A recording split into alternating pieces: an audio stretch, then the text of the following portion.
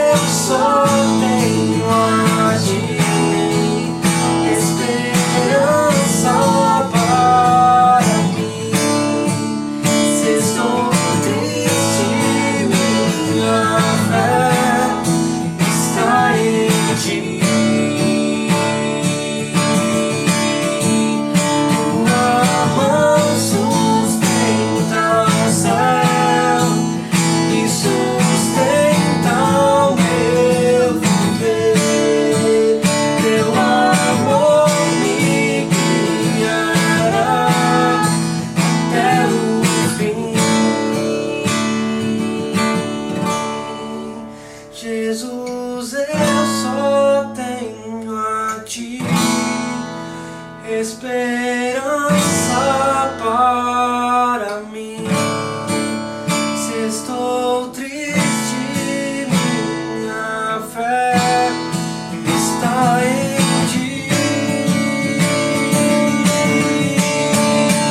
Tua mão sustenta o céu e sustenta o meu viver. Teu amor me guiará até o fim.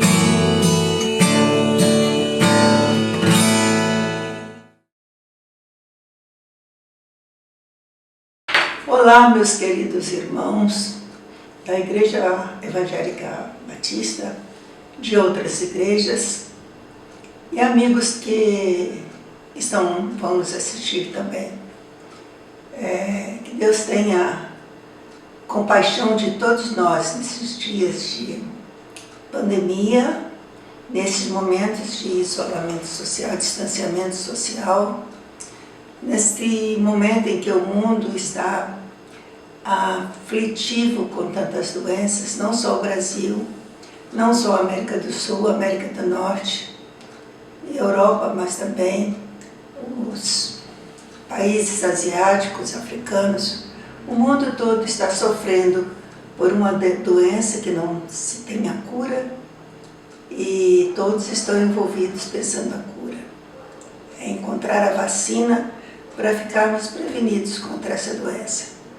Estamos numa fase de sofrimento, uma fase em que nos colocamos como observadores do que tem acontecido e esperando também um mundo novo para que possamos atuar de forma diferente. Então, neste momento, nossa proposta são as observações sobre a vida de uma senhora idosa. Nas 2 semanas, 2 reflexões feitas anteriormente, focalizamos a importância de conhecermos o triângulo dos nossos relacionamentos saudáveis. Eu, meu próximo e Deus. Neste tripé de relações com o ser humano, consigo mesmo e com Deus, o equilíbrio destas relações é que nos darão o caminho de sucesso ou de insucesso na vida. Qualquer uma dessas partes que é ficar sofrendo um pedacinho, alguns centímetros nesse tripé, nós não alcançaremos a mensagem de sucesso que temos vontade de resolver no mundo novo. Nossa ênfase nos primeiros estudos, então, foi que somos 3 pessoas distintas, criança, pai e adulto, se relacionando consigo mesmo e com o próximo ou os próximos, nossos próximos, que também tem dentro de si, cada um, o seu pai, sua criança e seu adulto. Falamos da importância de reconhecer cada uma das pessoas com as quais nos relacionamos para que sejamos bem-sucedidos nos encontros pessoais ou interpessoais. Mas de Deus, falamos pouco conhecemos e pouco falamos dele nas fases anteriores. Mas que Deus é que nós precisamos conhecer? Ele se apresenta, como temos aprendido no sermão do pastor Elias, que ele se apresenta como eu sou. Eu sou indica a sua imutabilidade e a sua eternidade, que ele sempre existiu, sempre foi, sempre é e sempre será. Vamos ver nesse ser tão precioso que se apresenta como um verbo de ação, quem é o nosso Deus e qual o seu objetivo para este mundo que ele criou. Então, ele é criador e sustentador do universo. Essa é a primeira tese. Criador de seres vivos e do homem. Criador da natureza. E sendo a este, tendo criado o homem, deu a este tarefas a serem realizadas. As tarefas do homem inicialmente eram simples, era colher as frutas, os vegetais para a sua alimentação, dar nome aos animais, flores, reconhecer o mundo natural que ele vivia. Mas dentro deste mundo natural havia uma ordem para que ele obedecesse. Mas antes de vermos a ordem, vamos ver a consideração que ele fez sobre o mundo criado por ele mesmo. Primeiro ele viu que era bom ter árvores, ter mares, ter montanhas, ter animais do oceano e das águas, animais da terra. Ele viu o universo criado e achou bom. E porque esse universo era muito bom, ele resolveu fazer a sua criação máxima. E para isso ele entrou em contato com o Espírito, a Trindade que já estava com ele, Pai, Filho e Espírito Santo. E disse para essa Trindade: vamos construir o homem, uma pessoa inteligente, semelhante a nós, que possamos nos relacionar bem com esse ser humano. Bem, a Trindade decidiu atuar nesta relação. E fizeram o homem, do qual eu e você somos participantes no universo criativo de Deus.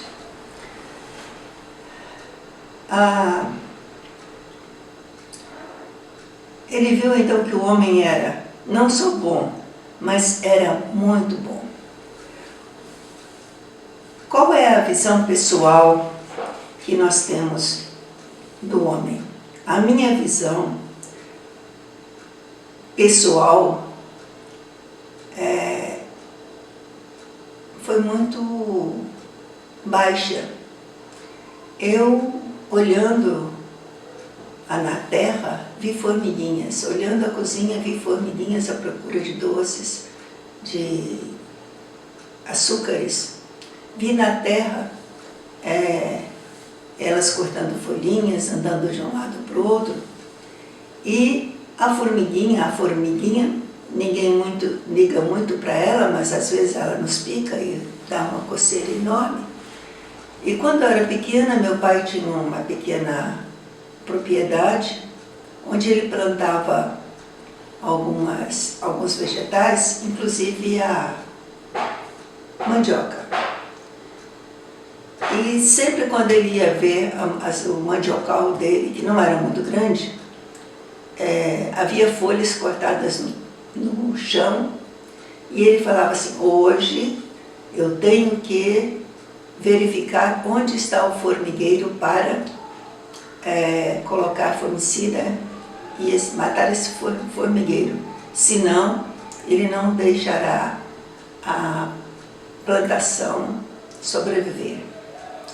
E muitas vezes eu acompanhei ele com uma vasilha de água para que ele botasse o veneno e eu colocasse a água dentro do formigueiro para que as formigas fossem mortas. Então, olhando a minha visão pessoal, da minha pessoa em relação ao mundo, era como uma formiga ou uma formiguinha que deveria ser morta para não perturbar as ações do homem. Mas um dia, ouvindo um pregador,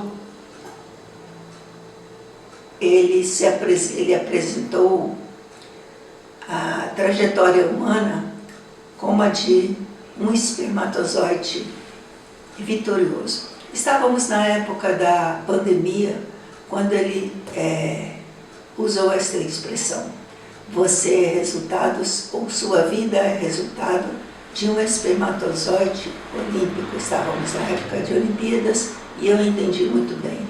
Como eu sabia um pouco de biologia, como sei até hoje, eu entendi que o espermatozoide olímpico vitorioso era aquele que, entre milhares de outros, saía correndo quando era depositado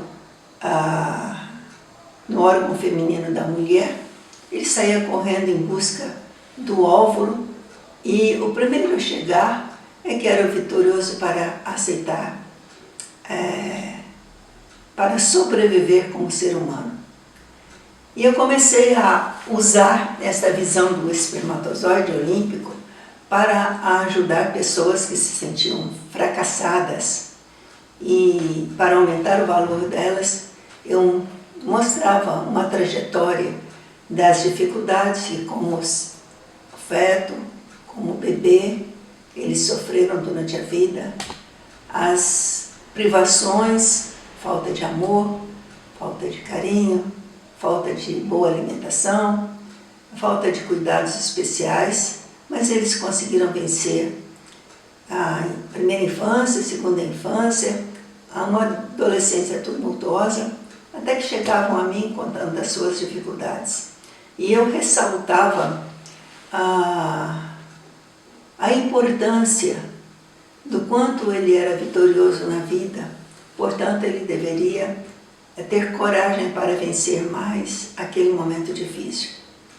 As pessoas que me ouviam, depois de relatarem os seus problemas e me ouvir, elas saíam alegres, cantando, porque elas descobriam que eram vitoriosas, tinham que viver vitorioso apesar de todos os problemas. Bem, essa é a visão que às vezes assumimos pessoalmente, mas também podemos assumir de formiguinha, ou podemos assumir a trajetória de um espermatozoide vitorioso que não venceu por acaso, mas venceu porque Deus queria que ele vencesse. Passei a considerar isso como muito importante. E no Salmo 8, nós vamos ler essa visão cristã do homem. Vamos ler. Ó Deus eterno, Senhor nosso, como é maravilhoso o teu nome em toda a terra. A tua grandeza chega até o céu. E é cantada pelas crianças, sim, pelas criancinhas. Tu construíste uma fortaleza para te proteger dos teus inimigos, para acabar com todos os que te desafiam. Quando olho para o céu que tu criaste, e para a lua e as estrelas que puseste nos seus lugares, que são os seres humanos para que tu penses neles? Que são as pessoas para que te preocupes com elas? Quando olho para o céu que tu criaste, e para a lua e as estrelas que puseste nos seus lugares, que são os seres humanos para que penses neles? Que são as pessoas para que te preocupes com elas? No entanto, fizeste o ser humano inferior somente a ti mesmo e lhe deste a glória e a honra de um rei. Tu lhe destes poder sobre todas as coisas que criaste e o fizeste dominar tudo. As ovelhas e o gado, também os animais selvagens, os pássaros e os peixes, e todos os seres que vivem no mar. Então, a criação, olhando a vida da forma como Deus criou e como o salmista viu, nós somos seres muito importantes. Numa outra tradução da Bíblia, o salmista diz: pouco menor fizeste do que os anjos, e de honra e glória os coroaste. Então o homem é um ser muito importante. Dentro da visão cristã, então podemos dizer que somos pouco menor do que os anjos. Somos amados e tornados filhos de Deus por Cristo Jesus. herdeiro dos céus. Somos pouco menor do que os seres celestiais. A segunda item dentro da criação é, como sustentador, Deus continua trabalhando. Inicialmente eu pensava que ele tinha trabalhado 6 dias, produzido a terra e descansou no 7º dia. E eu, na minha ingenuidade de leitora, sem muito conhecimento, eu pensava num Deus já velho, sentado num grande trono lá no alto, olhando para o mundo, observando o que acontecia. E muitas vezes os pregadores me faziam sentir como uma marionete nas mãos desse Deus. Marionete não tem vontade, só obedece o que o seu Senhor faz. Então Deus no céu brincando de teatro com as pessoas no mundo. E isso não me fazia muito bem, porque a minha vontade ficou completamente destituída de ação própria, e sim, somente como marionete. Mas Jesus veio, lendo João 9, de 2 a 4, diante daquela situação em que havia um cego, e os discípulos perguntaram: Senhor, quem pecou, este ou seus pais, para que nascesse cego? Jesus respondeu: nem ele pecou e nem seus pais pecaram, mas ele está aqui. E vamos então aproveitar para fazer o trabalho de Deus. E eu fiquei assim, poxa, Deus então trabalha? Que interessante.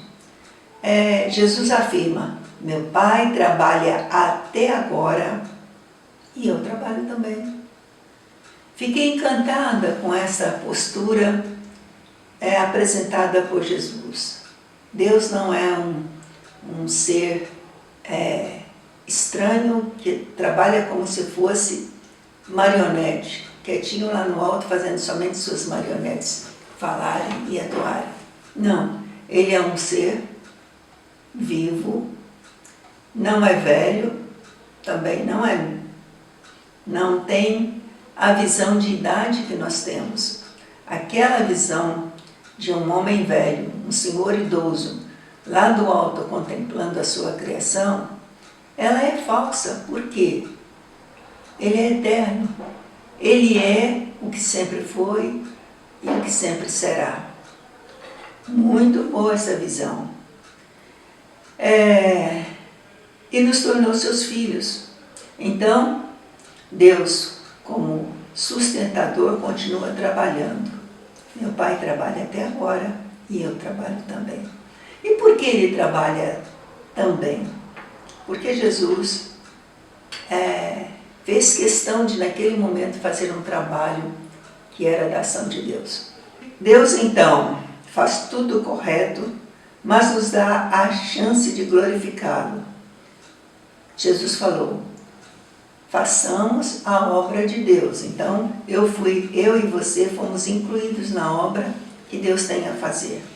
Ele faz tudo correto, mas nos dá a chance de glorificá-lo através de nossos problemas ou da nossa ajuda solucionando problemas do nosso próximo. Este é o seu objetivo: ser glorificado. Item 2. Caminho para nos guiar na sua glorificação. Primeiro, ele fez um homem e fez também um projeto de uma nação santa, só que isso se tornou muito difícil, uma tarefa difícil, porque para ele criar uma nação, de acordo com os propósitos dele, ele precisava encontrar entre os homens alguém que fosse separado por ele para realizar essa obra. E aí ele faz a primeira tentativa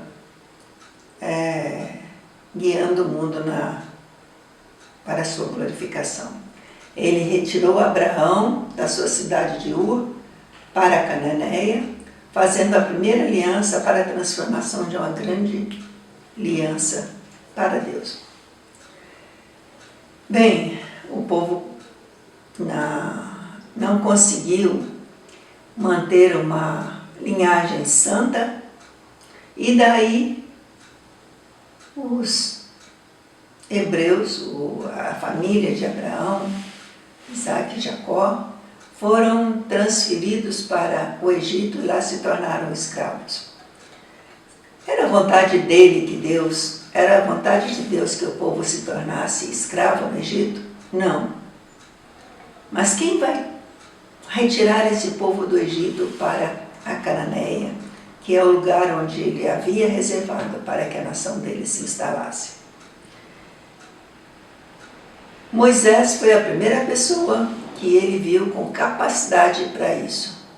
Moisés tinha a instrução de um rei, homem sábio e inteligente, mas que foi obrigado a fugir das terras do Egito porque ele havia matado um soldado egípcio.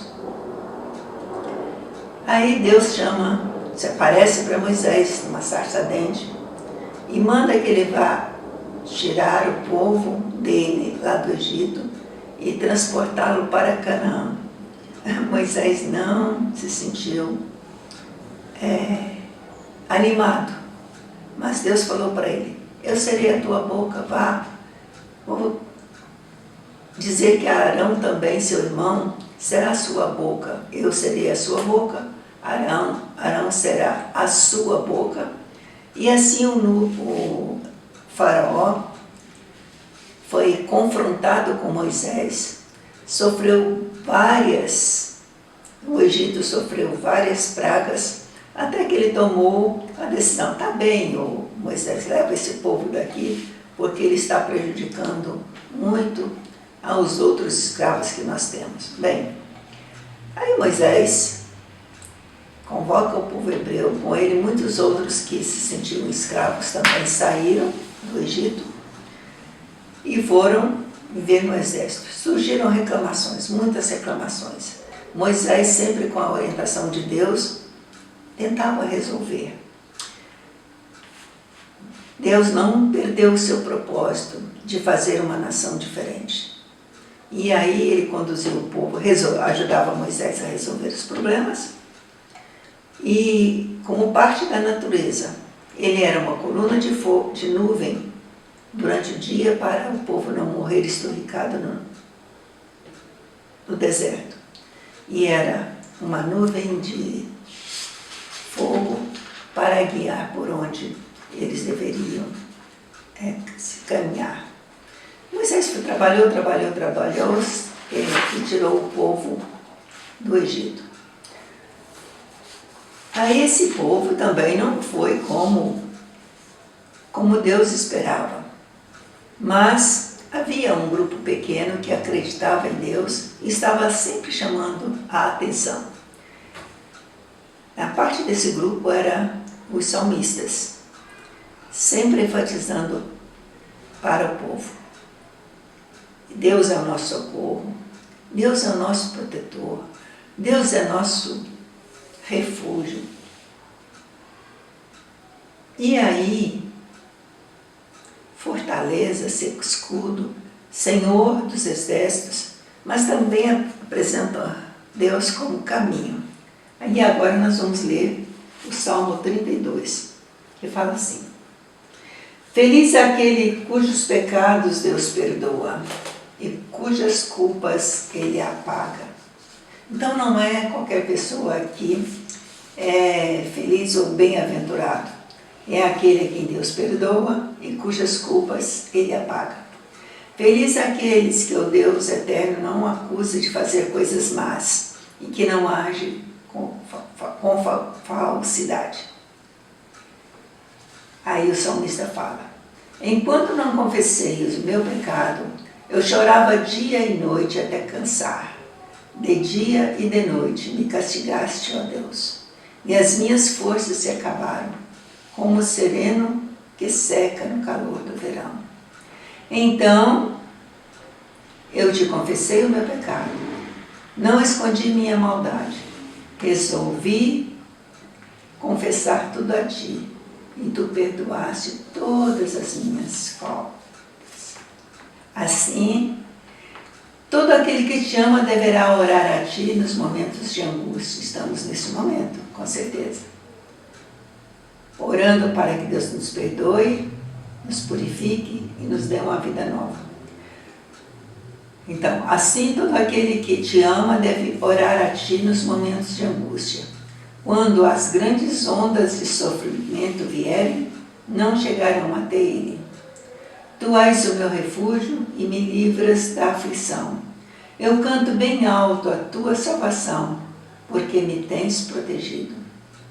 Deus me disse: eu lhe ensinarei o caminho por onde deve ir.